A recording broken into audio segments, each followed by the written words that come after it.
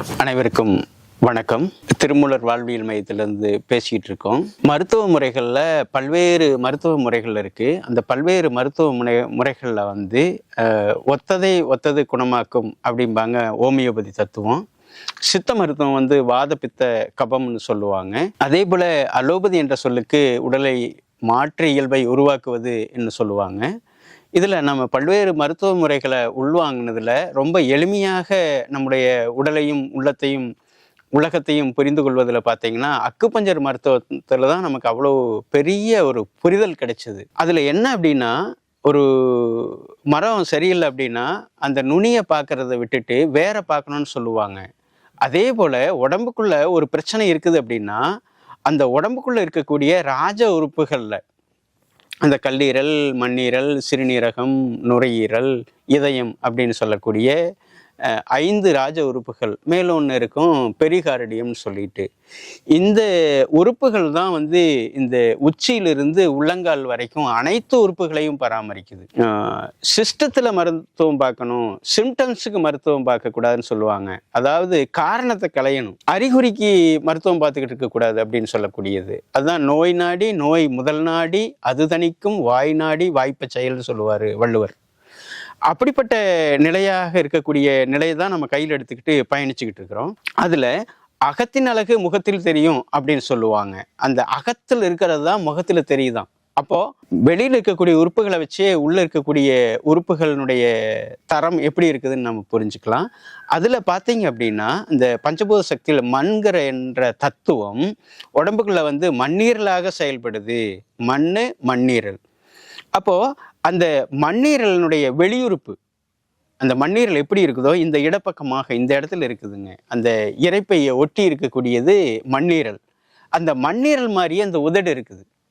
அப்போது மண்ணீரல் சரியில்லை அப்படின்னா இந்த உதட்டில் வெடிப்பு வர்றது, காஞ்சு போகிறது, உதட்டில் வந்து அரிப்பு வர்றது, வறட்சி ஆகிறது, இதெல்லாமே பார்த்தீங்கன்னா மண்ணீரலோட தொடர்பு. அப்போ மண்ணீரலுக்கு தேவையானது கொடுத்தோம் அப்படின்னம்னா இந்த உதடு சரியாகும். மிக மிக மிக முக்கியமான விஷயம் அது. அதே போல் இந்த மண்ணீரல் சரியில்லை அப்படின்னா வெளியில் காட்டக்கூடிய நிறம் பார்த்தீங்கன்னா மஞ்சள் நிறம், இந்த மஞ்சக்காமலைன்னு சொல்லுவோம் இல்லையா, அந்த மஞ்சள் நிறத்தில் வெளிப்படுறதெல்லாம் வந்து மண்ணீரல் சம்மந்தப்பட்டது. அந்த மஞ்சள் கலரில் வந்து உதடெல்லாம் வந்துடும், பல்லெல்லாம் மாறிடும் மஞ்சள் நிறத்தில். அப்போது பசியற்று போகிற நிலை தான் அந்த நிலை. அப்போது மண்ணீரலில் சக்தியை கூட்டுறதுக்கு தான் நம்ம அந்த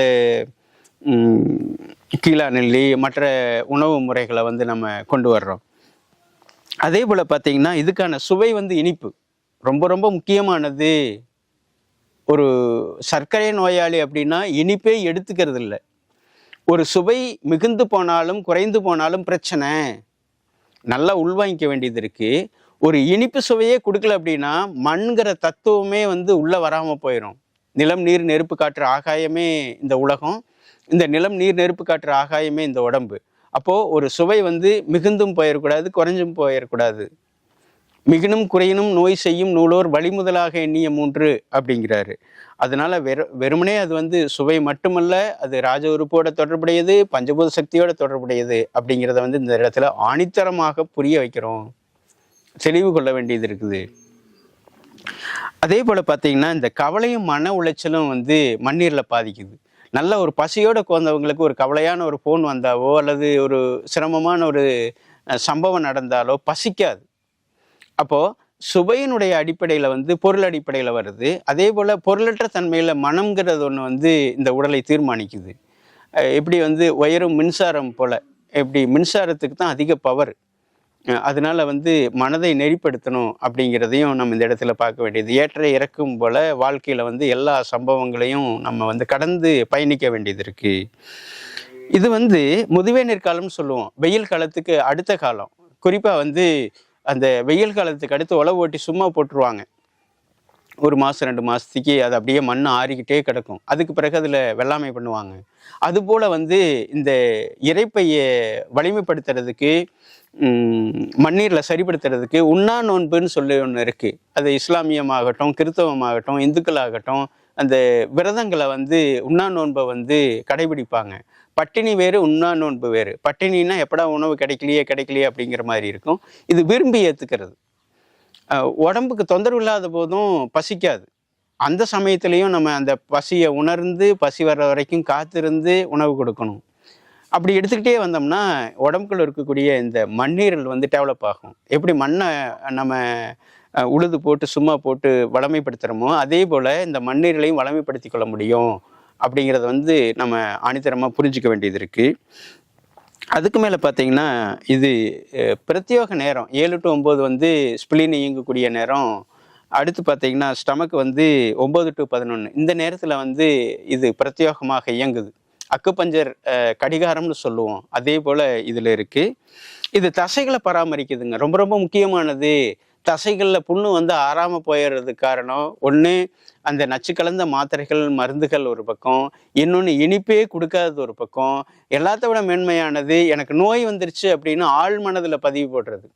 கையில் விலங்கு போட்டால் உடைச்சிடலாம், மூளையில் விலங்கு போடுறது, அது தொன்று தொட்டு மூளையில் விலங்கு போடுறது தான் இன்னைக்கு அவிழ்க்க முடியாமல், உடைக்க முடியாமல் மக்கள் வந்து சிரமப்பட்டுக்கிட்டு இருக்காங்க. அந்த நிலையை வந்து நம்ம மாற்றி அமைக்கணும். அதே போல் இது தொந்தரவாச்சு அப்படின்னா மிதமான வலியாக இருக்கும். வலியினுடைய தன்மை பல்வேறுல இருக்குது. இது லேசாக வலிச்சுக்கிட்டே இருக்கும், தொடர்ச்சியாக இருக்கும். இந்த வலி வந்து மண்ணீரல் சம்மந்தப்பட்டது, மண் சம்மந்தப்பட்டது, இனிப்பு சம்மந்தப்பட்டது, கவலையும் துக்கமும் சம்மந்தப்பட்டது அப்படிங்கிறத வந்து நம்ம அனுபவபூர்வமாகவும் படித்ததன் மூலமாகவும் வெளிப்படுத்துகிறோம். இது தொந்தரவாச்சு அப்படின்னா, இது சிரமமாச்சு அப்படின்னா, இந்த இடுப்பு இருக்கு இல்லைங்களா, இடுப்பு விழா பகுதியில் தொந்தரவு வரும். இந்த சிம்டம்ஸ் எல்லாம் வச்சு நமக்கு எதில் தொந்தரவு இருக்குது அப்படிங்கிறத ஆணித்தரமாக புரிஞ்சுக்க முடியும். அல்லது அருகாமையில் இருக்கக்கூடிய இந்த மாதிரியான மருத்துவ முறைகளை வந்து பின்பற்றி மக்கள் வந்து பொருளாதார செலவிலிருந்தும் உடல் தொந்தரவுகளிலிருந்தும் ஒரு நிம்மதியான வாழ்க்கைக்கு திரும்பணும் அப்படிங்கிறத இந்த பதிவின் மூலமாக கேட்டுக்கொள்கிறோம். யான் பெற்ற இன்பம் பெருக வையகம் என்பார்கள். அதுபோல இந்த தொந்தரவுகளை புரிந்து கொண்டு ஒரு நோய் தொந்தரவுகளிலிருந்து, நோய் பயத்திலிருந்து விடுபட வேண்டும் என கேட்டுக்கொண்டு மீண்டும் சந்திப்போம். வாழ்க வளமுடன், வாழ்வாங்கு வாழ்க.